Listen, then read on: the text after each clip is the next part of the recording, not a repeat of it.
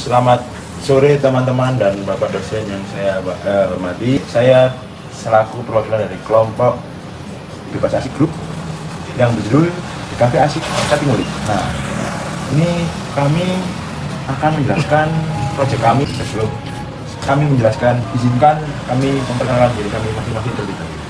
Saya Brian Demetri Gregoro dengan NPM 23052174. Lalu teman Saya Septian Surya Putra dengan NPM Akhir 094. Lalu saya Ramanda Ahmad Sufian dengan NPM 151. Lalu saya Muhammad Zaki Surya Pratama dengan NPM Akhiran 59.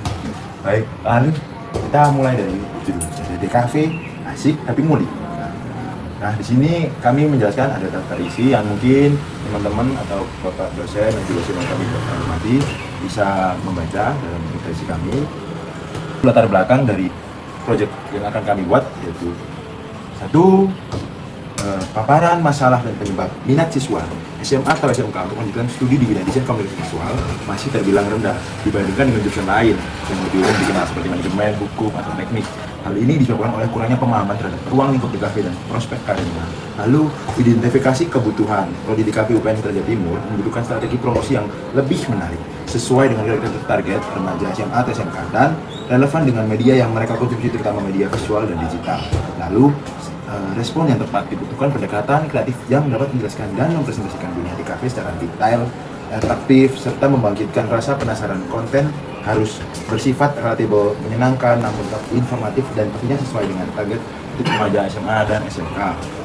Lalu latar belakang selanjutnya, usulan pemecahan masalah, membuat media promosi berbasis motion graphic dengan konsep DKV itu asik tapi ngulik dan akan diunggah di media sosial yang menggambarkan proses kreatif di balik desain tantangan serta keseruan di dalam dunia DKV dari sisi mahasiswa, dan akan dipaparkan juga bagaimana kehidupan seseorang mahasiswa produktif di DKV dan apa yang membedakan dari program studi lainnya. Berikut contoh narasinya. Nah, ini dibacakan oleh teman saya. Narasinya, studio, tempat belajar, dan berantakan bareng. Jadi itu gini kawan-kawan, studio DKV itu lebih mirip rumah. Kedua, di sana kita belajar, diskusi, kadang tidur, juga proses kreatif gak selalu rapi. Ada yang stuck seharian, ada yang nemu ide pas lagi makan gorengan, ada yang sambil berjalan-jalan. Tapi itu semua bagian dari perjalanan. Bikin desain bukan soal cepet-cepetan selesai, tapi gimana bikin karya yang ngena dan yang bikin beda. Kita gak cuma ngerjain tugas, tapi kita ngebangun cerita.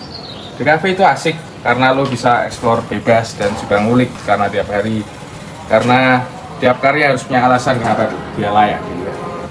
Kemudian pemecahan masalah melalui media promosi. Media promosi berbentuk motion graphic sangat efektif digunakan pada zaman sekarang karena bisa disebarkan dengan mudah melalui media sosial, menyampaikan pesan dengan visual dinamis yang menarik perhatian. Lalu tujuan dan manfaat akan dibacakan oleh teman saya. Kemudian ada tujuan dan manfaat. Tujuan dan manfaat. Untuk tujuan meningkatkan minat dan pemahaman siswa SMA atau SMK terhadap prodi DKV. Yang kedua, membangun citra prodi DKV UPN Veteran Jawa Timur sebagai pilihan studi yang kreatif dan prospektif. Yang ketiga, menyampaikan bahwa dunia DKV bukan hanya soal estetika, tapi juga logika dan strategi visual. Kemudian yang keempat, menunjukkan proses kreatif dari dunia perkuliahan DKV secara langsung dari sudut pandang mahasiswa aktif. Yang kelima, menghilangkan stigma negatif seputar jurusan DKV yang selama ini masih dianggap kurang menjanjikan oleh sebagian masyarakat. Kemudian ada menginspirasi siswa SMA atau SMK untuk mengeksplorasi potensi kreatifnya serta mempertimbangkan DKV sebagai pilihan studi yang sesuai dengan minat dan bakat mereka. Kemudian ada manfaat. Bagi siswa atau SMA atau SMK, target audiensnya mendapatkan gambaran nyata mengenai proses belajar di jurusan DKV. Kemudian ada mengetahui potensi karir yang bisa dijalani lulusan DKV di industri kreatif. Kemudian ada merasa lebih yakin dan termotivasi untuk mengambil keputusan studi sesuai passion. Kemudian ada meningkatkan literasi visual dan apresiasi terhadap proses kreatif yang seringkali belum diajarkan secara formal dan di sekolah, memberikan pengalaman edukatif dan informasi yang menyenangkan karena dikemas dengan visual yang dinamis, narasi kreatif, dan musik yang engaging. Bagi prodi DKV UPN Veteran Jawa Timur, meningkatkan visitabilitas program studi di kalangan pelajar SMA atau SMK se-Jawa Timur dan sekitarnya. menjadi strategi banding yang efektif dan berkelanjutan dalam jangka panjang. Kemudian ada mendukung pencapaian target penerimaan mahasiswa baru secara lebih terarah. Dan terakhir ada menguatkan potensi prodi DKV dalam persaingan antar perguruan tinggi dan keunikan pendekatan pembelajarannya. Kemudian dilanjutkan oleh teman saya. Analisis risiko dan solusi. Di sini ada risiko kurangnya pemahaman siswa terhadap DKV, motion grafik yang terlalu panjang, dan waktu produksi yang mepet dan sebagainya. Setelah itu, solusi dari kami itu ada gunakan narasi dan visual yang sederhana, batasi durasi agar tidak terlalu lama, susun timeline yang realistis, dan solusi-solusi lain untuk risiko yang sebelumnya. Studi kelayakan proyek.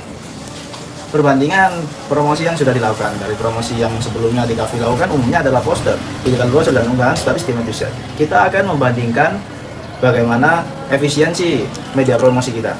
Terus stakeholder kita ada prodi DKV UPN, tim kreatif, tim humas, siswa, lalu guru BK.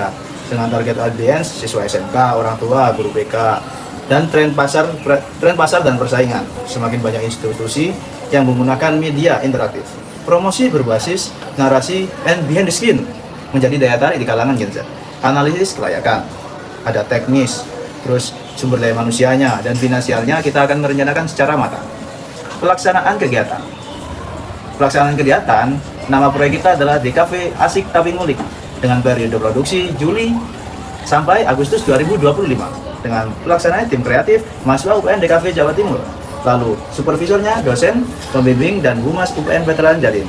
Lalu akan dilanjutkan dengan teman saya. Lalu estimasi proyek.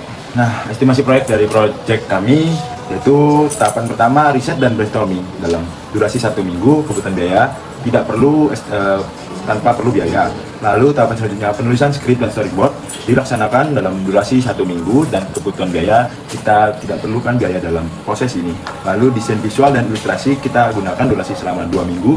Lalu kebutuhan biaya 100.000 lisensi dipergunakan untuk seperti lisensi font atau icon di Flickr.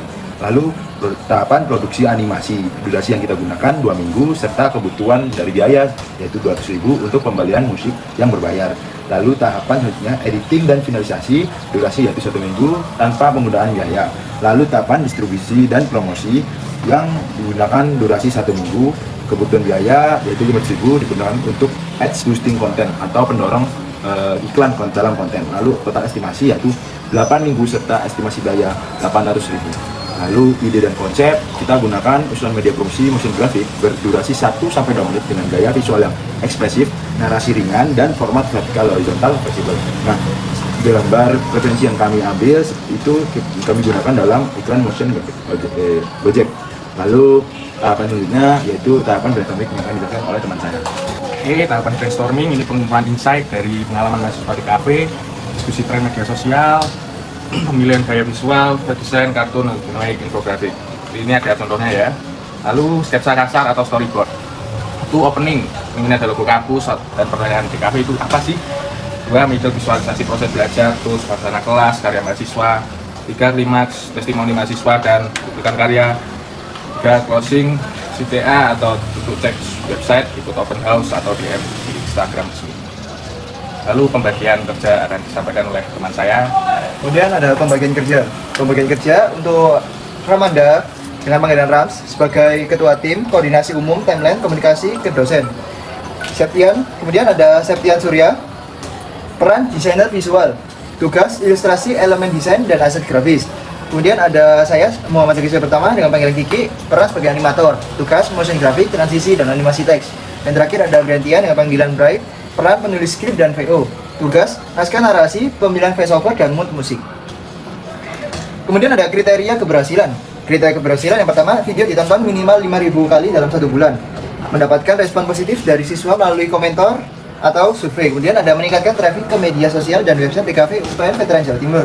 Dan terakhir ada digunakan secara aktif dalam kampanye open house atau penerimaan mahasiswa baru. Ya, begitulah informasi yang kami sekelompok jelaskan. Proyek ini diharapkan mampu menjadi media yang menjadi promosi yang tidak hanya informatif tapi mengajak untuk siswa-siswa SMK, SMA mengenal tentang DKV, orang tuanya, pendekatan visual yang segar, narasi, dan kreatif, dan menyampaikan informasi yang cepat dan efektif kepada generasi muda. Sekian dari kelompok kami, saya Ramanda. Saya Briantian Kejargoro. Saya Septian Surya Putra. Saya Muhammad Zaki Surya Pratama. Kami mengucapkan terima kasih.